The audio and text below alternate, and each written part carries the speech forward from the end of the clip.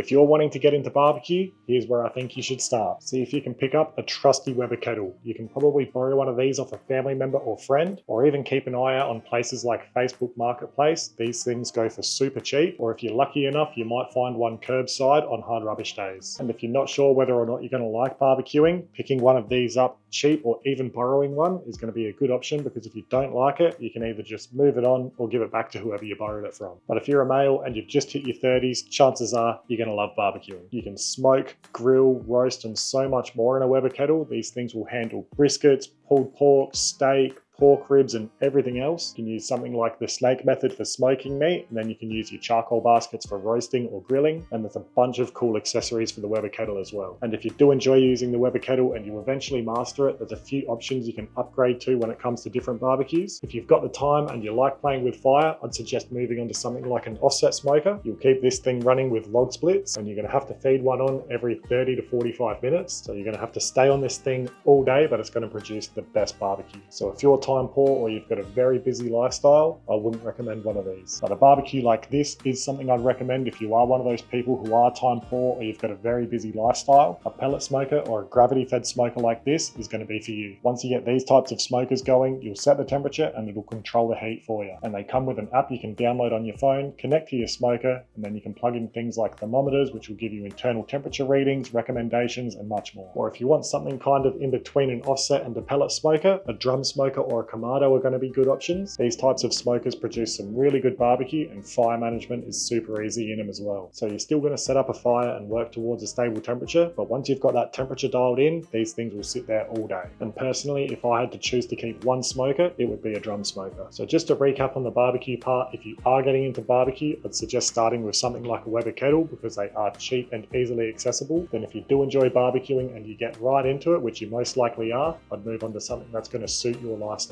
Like I said, if you want to play with fire and you've got the time, an offset smoker is a good option. Or if you're time poor and you've got a really busy lifestyle, something like a pellet smoker or a gravity fed smoker is going to be a better option for you. Or if you want the best of both worlds, in my opinion, a drum is a really good option. Now, when it comes to using your barbecue for the first time, try and pick up some good quality lump charcoal or briquettes. Try and avoid the cheap, nasty stuff. A lot of it's just filled with crap that's going to give you a really hard time when you're trying to light it, or if you're trying to maintain a nice steady fire using the snake method, which is potentially just going to cause a bad barbecuing experience and you might not want to do it again. Then when it comes to meat, the first time you're barbecuing, you want to start with something cheap. Just in case you stuff it up, you haven't outlaid hundreds of dollars to be left with nothing. So starting with something like chicken wings, a whole chicken, lamb ribs, or even a little pork scotch is going to be a good option, because you can get all of those things for around $20 or less. And once you've mastered those things, you can start tackling things like beef ribs, lamb shoulders, and briskets. And before you know it, you're going to be a barbecue master. And when you're getting into barbecue, make sure you're doing lots of research.